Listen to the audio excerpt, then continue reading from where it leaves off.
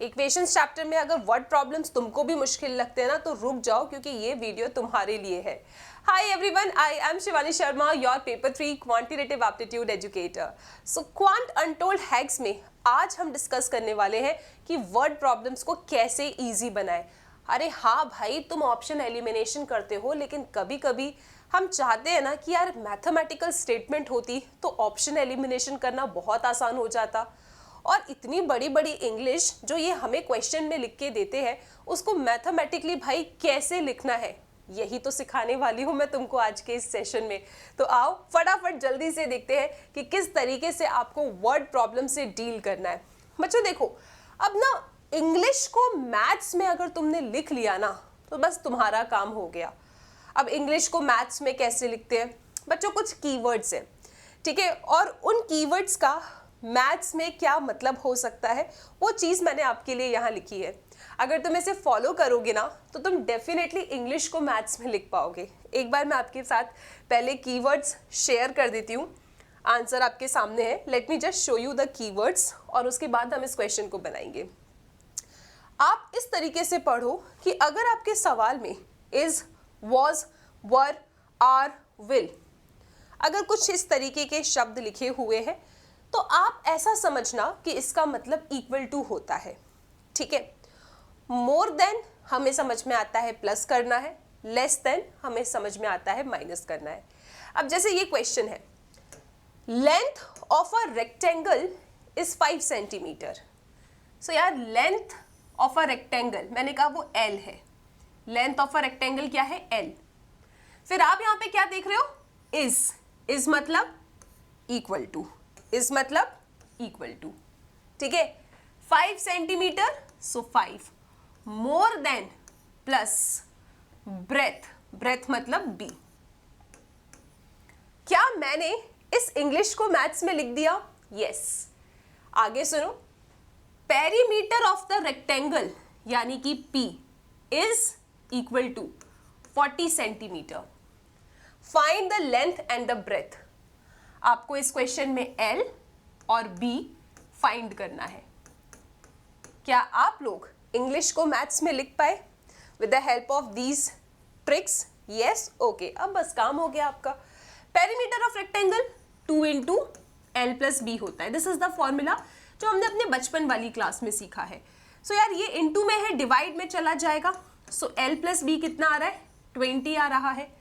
अब आप चाहे तो ऑप्शन एलिमिनेशन कर दो, ठीक है। यू हैव दीज 2 इक्वेशंस और आपके पास ऑप्शन है, वो ऑप्शन जो दोनों को सेटिस्फाई करेगा that will be the answer. और आप चाहे तो यहाँ पे सब्स्टिट्यूशन करके सॉल्व कर सकते हो। जैसे L की वैल्यू 5 प्लस B है, यहाँ पे रख दो। So 5 plus B equal to 20। So this is 5 plus 2B equal to 20. So 2B is equal to 15 and B is equal to 7.5. अगर आप यहाँ पे 15 को 2 से डिवाइड करते हो you get 7.5. B आपका 7.5 आ गया, यहाँ पे रख दो, आपको L मिल जाएगा। So L क्या होगा? 5 plus 7.5. So that is coming out to be 12.5. तो बेटा लेंथ कितनी है? 12.5, ब्रेथ कितना है? 7.5। एक और बात, जिस सीक्वेंस में पूछे उसी सीक्वेंस में ऑप्शन होता है, पहला वाला L, दूसरा वाला B। तो यहां से आपने इंग्लिश को मैथ्स में लिखा, ठीक है। Is, was, were, are, will मतलब equal to, more than plus, less than का मतलब माइनस। चलो एक और क्वेश्चन करते हैं अपन, ताकि क्लैरिटी हो जाए अच्छे तरीके से। नेक्स्ट, अब बेटा ये जो एज वाले क्वेश्चंस होते हैं इनको सॉल्व करने का एक पैटर्न होता है। आई नो आप लोगों को एज वाले क्वेश्चन मुश्किल लगते हैं, लेकिन आफ्टर दिस पैटर्न इजी लगने लगेगा। फिर से लेट मी सी कि यहाँ पे हमारे लिए कुछ हिंट है क्या? Yes, we have some hints. और आ जाओ यार, जल्दी से बता देती हूँ। अगर पेपर में थ्राइस लिखा है मतलब 3 इंटू, 3 का इंटू करना है आपसे, जो भी आगे टर्म लिखा होगा। ट्वाइस मतलब 2 इंटू, और टाइम्स लिखा है मतलब इंटू, ठीक है। मोर than plus, less then minus. अब जैसे इस क्वेश्चन में The age of a person is 4 times the sum of the ages of his 2 sons. पहले तो क्वेश्चन को पढ़ के देखो कि कितने लोग हैं इसमें। तो इसमें एक तो पर्सन है और जो 2 सन है, उन 2 सन की इंडिविजुअल एज नहीं चाहिए, वो जो 2 सन्स हैं उनकी एज का सम बोला है, तो इनकी एजेस का सम बोला है, तो मैंने उसे एस बोल दिया, ठीक है। Sum of the ages of his 2 son, तो मैंने कहा let the sum of the ages of his 2 sons be S, ठीक है, and age of a person be P. अब इंग्लिश को मैथ्स में लिखते हैं।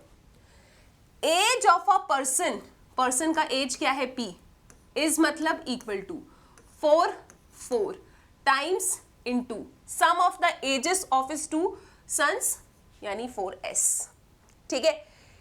एज ऑफ अ पर्सन मतलब p, इज मतलब इक्वल टू, जैसे ही तुमने एक बार इक्वल टू क्रॉस कर लिया ना, अब ये जो कुछ भी लिखेगा वो इक्वल टू के इस साइड होगा, ठीक है। 4 टाइम्स, तो 4 इंटू, किसमें इंटू करना है, sum of the ages of his 2 sons, तो sum of the ages of his 2 sons हमने s लिया है, तो ये हमारी देखो एक इक्वेशन बन गई।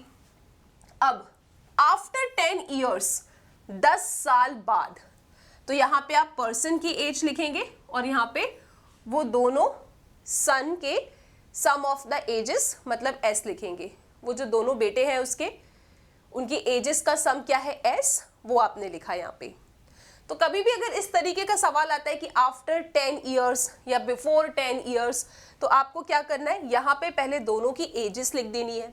अब अगर ये आफ्टर बोल रहा है मतलब बाद में, 10 साल बाद मतलब दोनों की एज बढ़ेगी, तो आप यहाँ पे +10 कर दोगे क्योंकि 10 साल बाद ये भी बढ़ेगा। अब यहाँ पे थोड़ा कैच है बेटा, ये s का मतलब क्या है, इन दोनों बच्चों के एजेस का सम, तो 10 साल बाद तो बेटा ये भी 10 से बढ़ेगा और ये भी 10 से बढ़ेगा, तो आपका जो s है उसमें आप क्या जोड़ेंगे 20, तो यहाँ पे आ गया 20 क्योंकि दोनों बच्चे 10-10 साल से बड़े हो जाएंगे। ओके, तो आफ्टर 10 ईयर्स का कंसेप्ट क्लियर है, डन। अब हिज एज, हिज मतलब पर्सन, विल अभी बताया था, विल मतलब इक्वल टू, अब यहाँ पे ब्रैकेट बना लो, सो विल, देखो आपने एक बार इक्वल टू क्रॉस किया ना, आप इधर ही लिखेंगे जो भी लिखेंगे, एक बार इक्वल टू बनाया फिर जो कुछ भी लिखेंगे इस साइड लिखेंगे, will 2 times 2 into sum of their ages, sum of their ages 10 साल बाद, तो दोनों में 10-10 ईयर्स आपने ऐड किया, हिज मतलब ये, विल मतलब equal to, 2 times, equal to cross करने के बाद जो कुछ भी बोलेगा इधर बनेगा, 2 times the sum of their ages, then the present age of the man is, आपसे p का वैल्यू पूछ रहा है।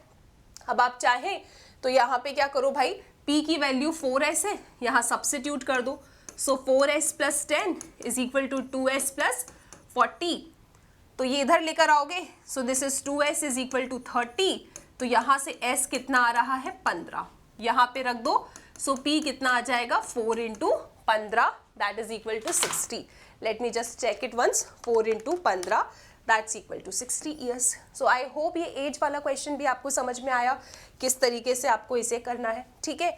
आगे चलो यार, अब एक्सीड और बाय, एक्सीड बाय वाले क्वेश्चंस भी आपने बहुत देखे होंगे, और जिस तरीके से मैं आपको बोल रही हूँ तो समझ जाना, ये दोनों आपको साथ में दिखते हैं सवाल में, एक्सीड बाय, इसका मतलब इक्वल टू प्लस।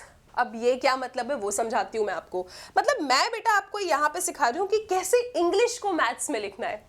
इंग्लिश को मैथ्स में लिखने के बाद आपके पास इक्वेशन बन जाती है, फिर तो बहुत सिंपल काम हो जाता है।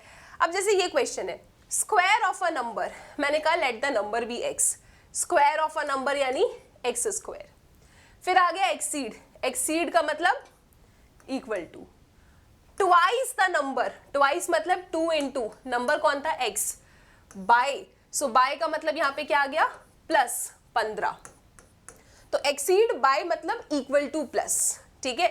तो square of a number exceed twice the number by 15, ये लो भाई आपने इक्वेशन बना दी। अब आप यहाँ पे ऑप्शन डाल के चेक कर लो, यही सेटिस्फाई करेगा। 5 का स्क्वायर इज 25, 2 इंटू 5 इज 10, 10 + 15 भी 25 होता है, ऑप्शन सी। तो यहाँ पे आप चाहो तो देखो, अगर आप समझ के कर पा रहे हो तो ठीक है, लेकिन कभी कभी समझ में नहीं आता है कि क्या बोल रहा है क्वेश्चन, तो अगर आप इंग्लिश को मैथ्स में लिख दो इन हिंट के थ्रू, तो आप बहुत आसानी से अपना क्वेश्चन कंप्लीट कर सकते हो, ठीक है।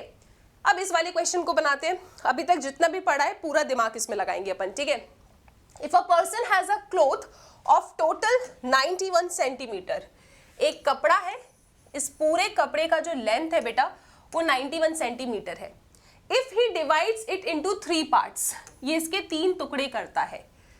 अब देखो लॉन्गेस्ट पार्ट मैंने कहा late it B L, is मतलब इक्वल टू, ट्वाइस मतलब 2 इंटू शॉर्टेस्ट वन, शॉर्टेस्ट को मैंने S बोल दिया। देखो मैंने इंग्लिश को मैथ्स में लिखा, अनदर पार्ट, एक और कोई पार्ट है, let it be A, is मतलब equal to 3 centimetre more than मतलब plus shortest one, so 3 plus S आ जाएगा। क्या ये बात सबको समझ में आ रही है? ठीक है, okay. What is the shortest one? Shortest part आपको बताना है, मतलब इसके जो 3 टुकड़े किए इसमें एक लॉन्गेस्ट पार्ट है, एक अनदर पार्ट है और एक शॉर्टेस्ट पार्ट है। तो देखो कितने आसानी से मैंने इंग्लिश को मैथ्स में लिख दिया। एक बार फिर चेक करें, longest part is twice the shortest one, another part is 3 centimetre more then the shortest one. Shortest बता दो आप, कैसे बताओगे? जब आप इन तीनों पार्ट्स को जोड़ते हो तो 91 ही आएगा।